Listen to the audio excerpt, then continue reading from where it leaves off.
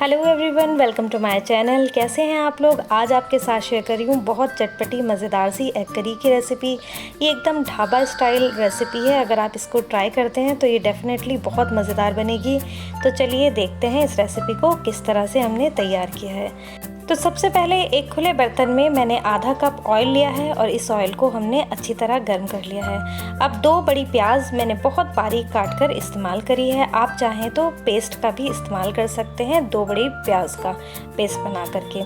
तो अब हमने जैसे ही ऑयल गर्म होता है ये प्याज डाल देनी है और अच्छे से मिक्स कर देना है। जब आप देखें कि प्याज अच्छी तरह से ऑयल में कोट हो चुकी हैं तो आप इसमें डाल देंगे 1 चम्मच नमक। जैसे कि मैं आपको हर वीडियो में ही तकरीबन बता रही होती हूँ कि इस स्टेज पर नमक ऐड करने का मकसद सिर्फ ये होता है कि जो प्याज हैं वो तेज़ी से गोल्डन ब्राउन हो जाएं। नमक डालने के बाद हमने मिक्स कर देना है। नमक मैंने यहाँ पर जैसे बताया कि 1 चम्मच डाला है, क्योंकि पूरी करी में मैं 1 चम्मच नमक का इस्तेमाल कर रही हूँ, तो वो सारा ही हमने इस टाइम डाल दिया है। तो अच्छे से इसको भून लेते हैं। जब तक प्याज गोल्डन ब्राउन होती है हम बाकी की कुछ और तैयारी कर लेते हैं। यहाँ पर मैंने 4 अंडे लिए हैं, इनको हम उबाल लेते हैं। जब ये उबल जाएंगे, अच्छी तरह से हार्ड बॉईल करना है, तो हम इसको ठंडा करके छील लेंगे। इतनी देर में जब तक कि ये अंडे तैयार हुए हैं, यहाँ पर आप देख सकते हैं कि प्याज हमारी बहुत तेज़ी से गोल्डन ब्राउन हो चुकी है। तो अब हम वेट कर रहे हैं अंडों के उबलने का और उनको फिर ठंडा करके छीलने का। तब तक कि हम इस ग्रेवी को तैयार कर लेते हैं। जैसे ही प्याज गोल्डन ब्राउन होती है, हमने यहाँ पर 3 बड़े साइज़ के टमाटर लिए हैं। प्याज के ही वज़न के बराबर आपने टमाटर लेने हैं। उसको मैंने बारीक काट लिया था चॉपर में डाल करके। आप चाहें तो टमाटर का पेस्ट बना करके भी डाल सकते हैं। अच्छे से हमने भून लेना है। इस टमाटर को तब तक भूनना है जब तक कि जो हमने ऑयल डाला था वो सेपरेट ना होने लगे।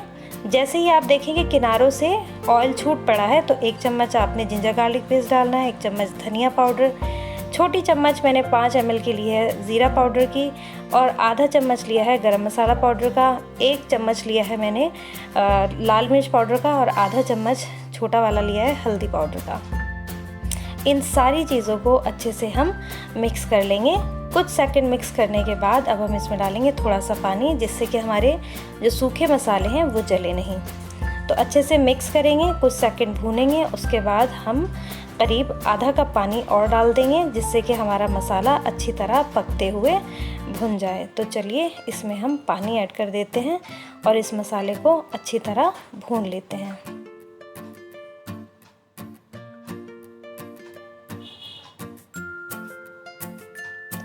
मसाला हमने चलाते हुए भूनना है। जब आप देखें कि किनारों से ऑयल छूट गया है तो अब हम इसमें डालेंगे कुछ और इंग्रेडिएंट्स, जिससे कि इसका टेस्ट और जो इसका टेक्सचर है वो और भी अच्छा बन जाएगा।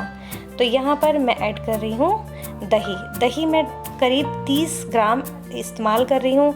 और मैं यहाँ पर समझें कि ये 10 ग्राम का चम्मच, 1 चम्मच में 10 ग्राम समझें कि इसमें आया है। इस तरह से मैं 3 चम्मच ले लूँगी। आप चाहें तो आधा कटोरी भी ये दही ले सकते हैं। ये लगभग आधा कटोरी दही के बराबर समझें कि ये होगी। तो दही डाल लेते हैं और इसे तुरंत ही मिक्स करना है, क्योंकि अगर दही आप डाल करके छोड़ देंगे तो वो फट जाएगी। तो आपने फ़ौरन ही मिक्स करना है और बहुत अच्छा सा इसका टेक्सचर आ जाएगा। तो चलिए इसे अच्छे से पका लेते हैं।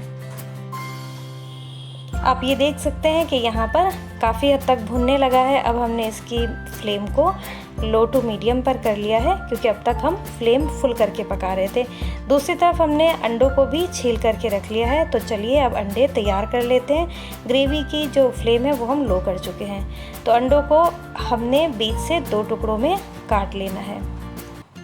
आप चाहें तो साबुत इस्तेमाल कर सकते हैं, लेकिन अगर आप 2 पीस करके इस्तेमाल करेंगे तो ग्रेवी बहुत ही अच्छी लगेगी और बहुत मज़ेदार भी लगेगी। तो चलिए सारे ही अंडों को हम कट कर लेते हैं। उसके बाद मैं आपको बताऊंगी कि हमने इन अंडों को किस तरह से तैयार किया है, जिससे कि ये एकदम डिफरेंट टाइप की हमारी एग करी बनकर तैयार हुई है। बहुत ही मज़ेदार ये एग करी तैयार होती है। एक बार आप ज़रूर ट्राई करिएगा, आपको ये रेसिपी ज़रूर पसंद आएगी। और अगर आपको मेरी रेसिपीज़ पसंद आती हैं तो प्लीज़ मेरे चैनल को सब्सक्राइब कर दें और मेरी वीडियोज़ को लाइक करना मत भूला करें, और कमेंट करके मुझे ज़रूर बताएं कि आपको मेरी वीडियोज़ कैसी लग रही हैं। तो चलिए अब हम अंडों को फ्राई कर लेते हैं। तो अंडों को फ्राई करने के लिए मैंने यहाँ पर 1 चम्मच लिया है ऑयल। फ़िलहाल हम 1 चम्मच ही ले रहे हैं और इसको बिल्कुल लो फ्लेम पर ही हमने गर्म करना है। जैसे ही थोड़ा सा गर्म होगा हम इसमें डाल देंगे 1 चुटकी लाल मिर्च पाउडर। तो ये लाल मिर्च पाउडर हमारा जा चुका है। अब हम इसमें 1 चुटकी ही डालेंगे हल्दी पाउडर। इन मसालों से इसका टेस्ट, जो अंडों का टेस्ट है वो बहुत ही अच्छा हो जाएगा और कलर भी बहुत अच्छा आएगा। अब हम इसमें डाल देंगे 1 चुटकी ज़ीरा पाउडर, और साथ ही हम नमक डालना तो बिल्कुल नहीं भूलेंगे, क्योंकि अंडों में भी एक नमक की हल्की सी जो है वो टेस्ट आना चाहिए, उससे बहुत ही अच्छा लगेगा। तो चलिए इन्हें पका लेते हैं और उसके बाद हम इसमें अंडे डालेंगे। कुछ सेकंड ही समझें कि हमने इसको भूना होगा, क्योंकि फ्लेम बिल्कुल लो है। अगर आप फुल फ्लेम पर इसे पकाएंगे तो मसाले जल जाएंगे। तो जल्दी से हम अंडों को जहाँ से हमने कट किया है उस साइड से रख देंगे।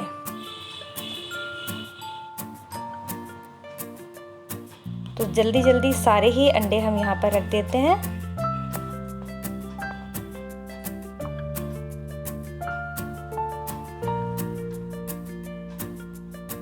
और अब मैं इसमें डाल दूंगी करीब 2 चम्मच ऑयल, जिससे कि अंडे अच्छी तरह फ्राई हो जाएं। तो ये देखिए कितना खूबसूरत कलर आ गया है। शुरू में हमने सिर्फ 1 चम्मच ही ऑयल डाला था, लेकिन बाद में मैंने इसमें 2 से 3 चम्मच ऑयल और डाला है, जिससे कि अंडे अच्छी तरह फ्राई हो जाएं। जैसे ही आपको लगे कि एक साइड से अच्छी तरह कलर आ गया है तो आप इसको पलटकर दूसरी साइड से भी अच्छी तरह फ्राई कर लेंगे। अंडे दोनों साइड से अच्छी तरह मसाले में कोट होने चाहिए और अच्छी तरह सुनहरे होने चाहिए, तभी इसका टेस्ट अच्छा आएगा।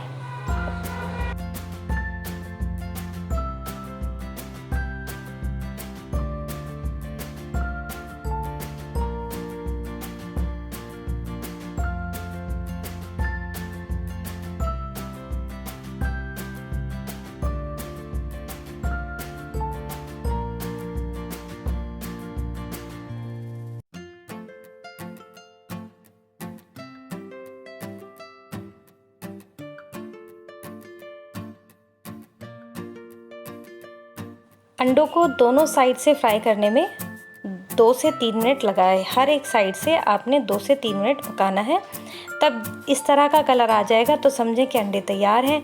अब हमने ग्रेवी में डालना है कंसिस्टेंसी एडजस्ट करने के लिए पानी।